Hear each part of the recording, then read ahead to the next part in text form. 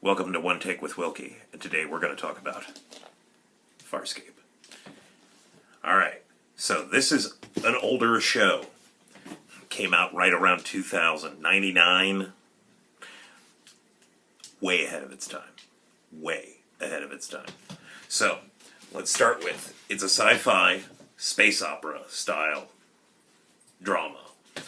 Set aboard a living ship on the far side of the galaxy, but our main protagonist is a modern American astronaut. And he's trapped. He went through a wormhole, and he's trapped on the far side of the galaxy on a living ship full of escaped criminals. Now, premise enough, created by Jim Henson Creature Shop on the Alien Effects, and created the show Rockne O'Bannon, the guy who wrote the Alien Nation movie. So yeah, it's really fucking good. Obviously, I've got the box set of the entire series.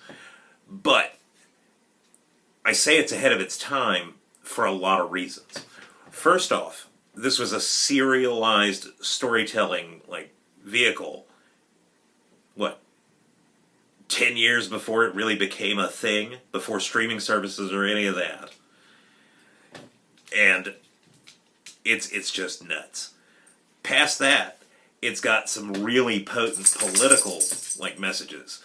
The whole peacekeepers, the villains of the show, are a commentary on militaristic, toxic masculinity.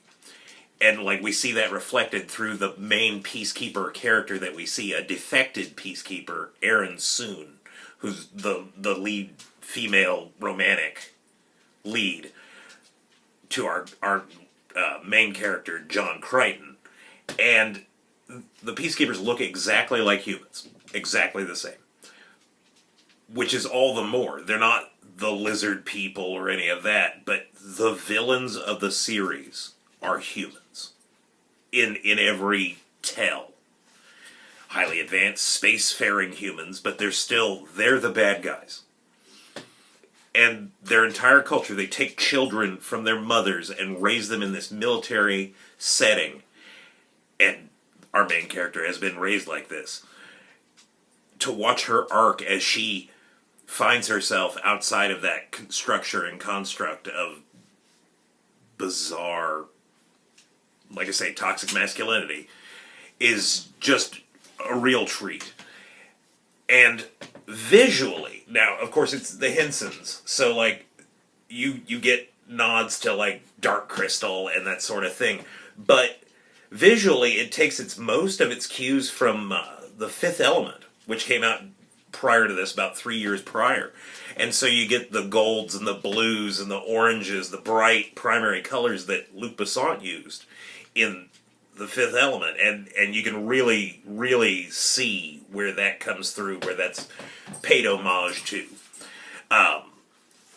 It's just fantastic. The first half of the first season, they're still getting their feet, as is typical with these sort of shows, and they're more episodic. But once they start to get their stride in the serialized format, man, and then they introduce the main antagonist to Crichton, Scorpius, who is this ghoulish-looking creature, looks like Nosferatu in leather.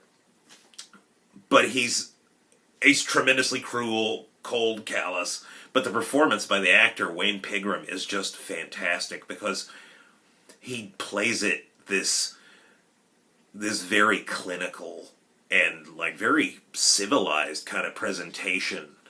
It's so bizarre. What more can I say about the show? It's on Amazon Prime right now. This isn't a thing that you can't go get. It's right now. Go watch it. It's so good. I mean, you're on YouTube right now. Search Farscape. You'll find a ton of clips, full episodes. I'm telling you, watch this show. 4 seasons, serialized storytelling, political. Man, I don't want to get too into any particular component in this one episode. I feel like this is just a broad arc. This is me advocating for you to watch this show. And then we can do more episodes on this, like, broad idea. So, yeah. If anybody was wondering, there was an episode last week. I got bitten by a black fly or a buffalo gnat on my neck. I'm highly allergic to them. And I had a knot in my neck, like the size of a goose egg. And it was, shall we say, not photogenic. It's not entirely healed now, which is kind of part and parcel of why I'm wearing this. But